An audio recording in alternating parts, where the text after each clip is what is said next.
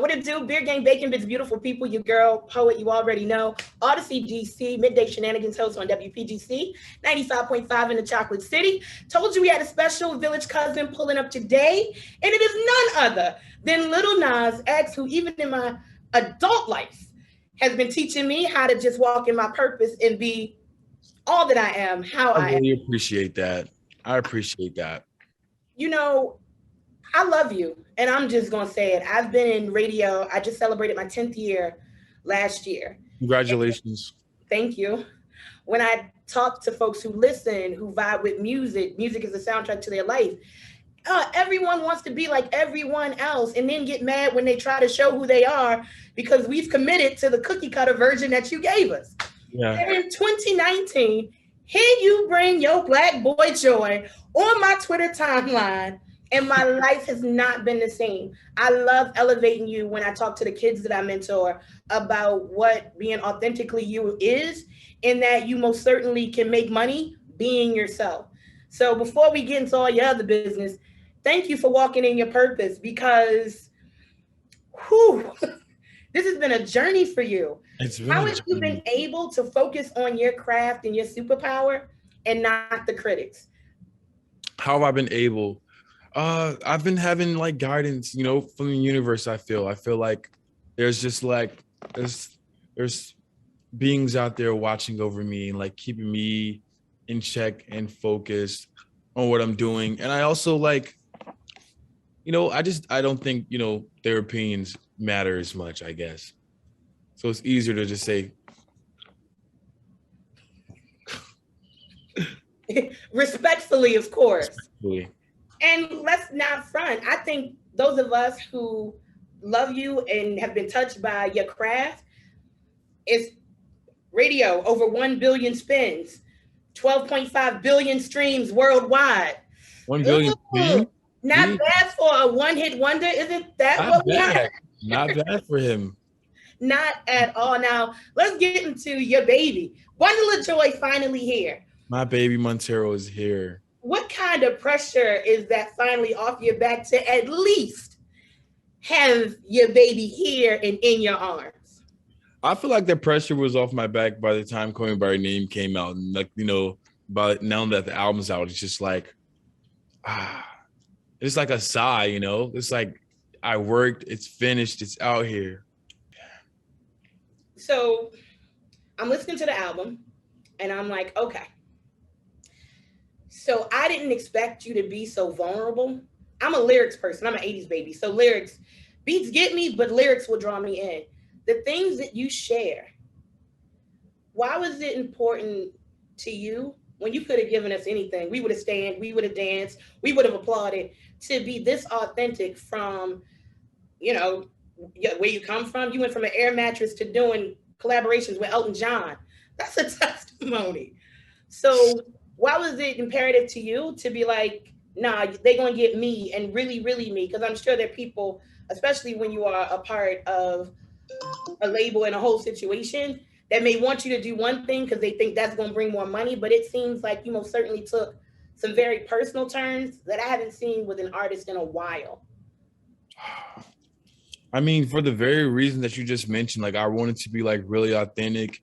I want to build like a fan base like built on me being myself and being real. And I know like, we tell our stories and we tell a million other people's stories.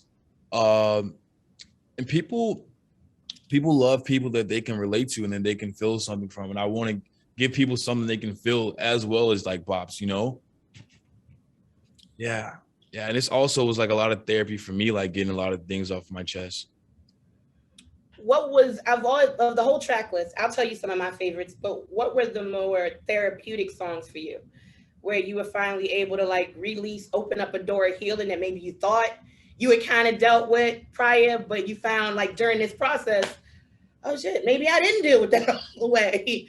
Maybe you know what I mean? Dead Right Now, Sun Goes Down,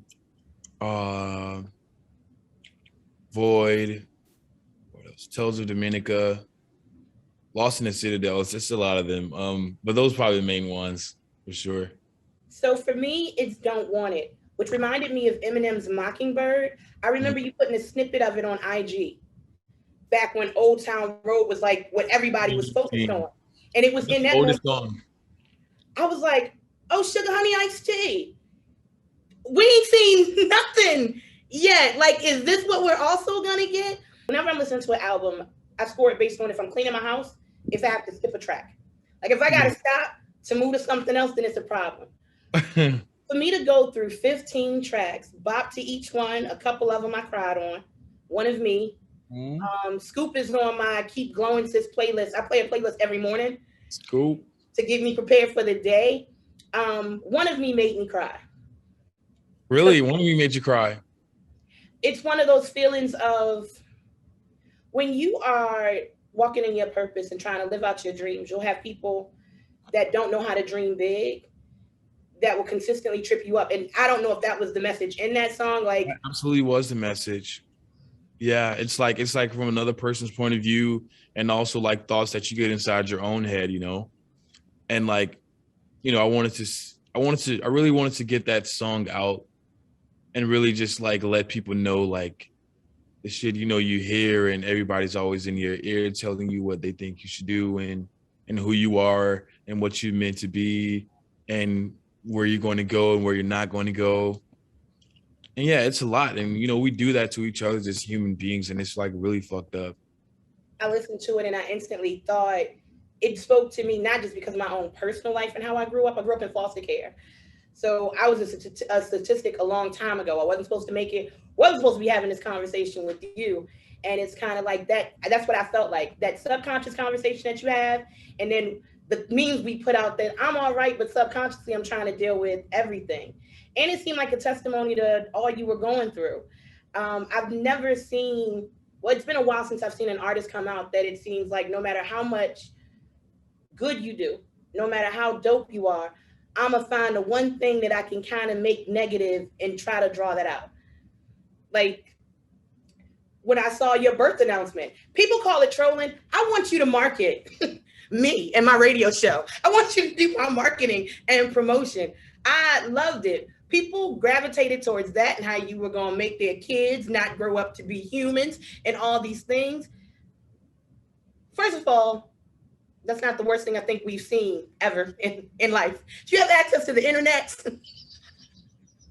Thank you. That announcement was the least of your worries. Do you feel like there's an expectation that's been put on you that other artists don't get? Absolutely. And I mean, like, even that, like, that's a bigger what's the word? That's a bigger deal because of who I am. It would not have been a big deal if it had been on the other shoe. Like it's been a lot of pregnancies from men, like through TV shows and whatnot, and it's always been good. It's always been gravy, you know. But once it's me, it's a problem. Why do you think people have such a problem with you being you in a world where we're yelling, "Let people be who they are and live freely"? It's very much a world of let people be who they are unless I don't like it. Yeah. And, you know, a lot of people have grown, like they're raised to not like people like me. You know, they're raised to see me as the villain. So did you play into that villain mentality? You knew what you were going to get from them Satan shoes, right?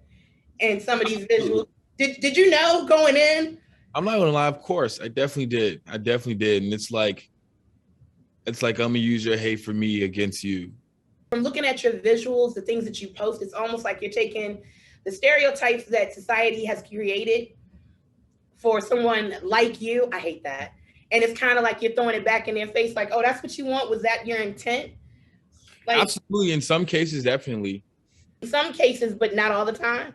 Yeah, absolutely. I mean, because sometimes I genuinely just want to like be really artsy and do things that I find cute. And sometimes I'm like, because, you know, a lot of times when I was first into the music industry and I came out, like a lot of people were like, okay, he's cool because he's not like all the other gay people. And even within the gay community, like there's like a stigma against flamboyance, and it's like it doesn't make any sense, you know. So I want to go straight forward, you know. So let's talk about Mr. Robert, who is a whole gospel artist and loves you to bits and pieces. Did you sit down with your father first and was like, listen, this is what I'm about to do, before you see it, before your gospel folks see it, and this is where I am. I love the way he loves you, like out loud. For which specific thing are you talking about? From the Satan shoes to some of the visuals to even. I did not tell him. I did not let him know. I knew I did not want to have that conversation. I was like, I'll let him see that at the same time as the world. Gotcha. Once he saw it, what was that conversation like? What was it like? He was like, he literally texted me, he was like, I got through it.